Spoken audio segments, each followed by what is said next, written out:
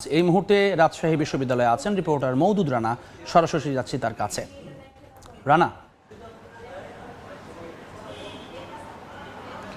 টানা আন্দোলনের পর অবশেষে 2024-25 শিক্ষাবর্ষের শিক্ষার্থীরা রাকসু নির্বাচনে অংশগ্রহণের সুযোগ পাচ্ছে। তারা যেমন ভোট দিতে পারবেন, তেমনি প্রার্থী হিসেবে অংশ নিতেও পারবেন। এবং সে কারণে আরও একদিন তৃতীয়বারের মতো মনোনয়নপত্র উত্তোলনের সময়সীমা বৃদ্ধি করা হয়েছে এবং একই সাথে ড্রপ টেস্টের সময়সীমাও বৃদ্ধি করা হয়েছে। আজকে সকাল 10টা থেকে বিকেল 5টা পর্যন্ত মনোনয়নপত্র তুলতে পারবেন নবীন শিক্ষার্থীরা, অন্যদিকে সকাল 9টা থেকে 11টা পর্যন্ত ড্রপ টেস্ট চলবে। আমরা এখন যেটি দেখছি, রাকসু কোষাধ্যক্ষের কার্যালয়ে যারা নবীন শিক্ষার্থীরা রয়েছেন তারা আসা শুরু করেছেন এবং তারা মনোনয়নপত্র নেবেন।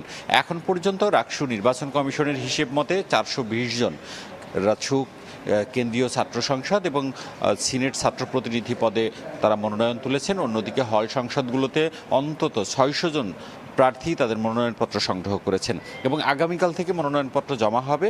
এবং আপনাকে জানিয়ে রাখি, এই রাকসু নির্বাচনে 2024-25 শিক্ষাবর্ষের শিক্ষার্থীরা অংশ নিতে পারবে কিনা সেটি নিয়ে এক ধরনের অনিশ্চয়তা ছিল এবং ছাত্রদল সেই বিষয়টি নিয়ে তারা টানা আন্দোলন করে আসছিল এবং এই জের ধরে রাকসু কোষাধ্যক্ষের কার্যালয়ে তালা ঝোলানো, সেখানে ধস্তাধস্তি, হট্টগোলের মতো ঘটনা ঘটে এবং শেষ পর্যায়ে রাকসু নির্বাচন কমিশন এবং রাজশাহী বিশ্ববিদ্যালয় প্রশাসন বৈঠকে বসেন এবং গতকাল বিকেলে তারা সিদ্ধান্ত নেন যে এই নবীন শিক্ষার্থীরা এবার এখানে ভোট দিতে পারবেন, একই সাথে প্রার্থিতায় তারা অংশ নিতে পারবেন। এবং তারই ধারাবাহিকতায় আমরা দেখছি যে সকাল থেকে নবীন যারা শিক্ষার্থীরা রয়েছেন তারা প্রার্থী হওয়ার জন্য আসছেন এবং তারা যেটি বলছেন, তারা রাজশাহী বিশ্ববিদ্যালয় প্রশাসন এবং রাকসু নির্বাচন কমিশনকে ধন্যবাদ জানিয়েছেন। তারা বলছেন যে তাদের এই সুযোগ, তাদের যে নেতৃত্ব বিকাশের জায়গা সেটিকে তারা বড় করে দেখছেন।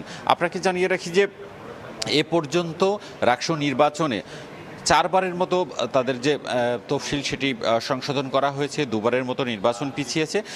এই নবীন শিক্ষার্থীরা সুযোগ পেলেও আগের যে ঘোষিত তফসিল, সেই ঘোষিত তফসিল অনুযায়ী 25 সেপ্টেম্বর নির্বাচন হবে এবং নির্বাচন কমিশন জানিয়েছে যে তারা এখন পর্যন্ত তাদের যে প্রস্তুতি, সেই প্রস্তুতি নিচ্ছেন। নবীন শিক্ষার্থীদের ভোটার করার জন্য তাদের ভোটার তালিকায় অন্তর্ভুক্ত করেছেন এবং আবাসিক হলের যে সংযুক্তি সেটি নিয়ে কাজ করছেন এবং তারা বলছেন যে তাদের প্রস্তুতি প্রায় সম্পন্ন এবং তারা ভালো, সুষ্ঠু, অবাধ নির্বাচন করতে পারবেন, সে দিকে তারা এগুচ্ছেন। এই ছিল রাজশাহী বিশ্ববিদ্যালয় থেকে আমার কাছে সর্বশেষ। রাকসুর খবর জানাচ্ছিলেন সহকর্মী মওদুদ রানা।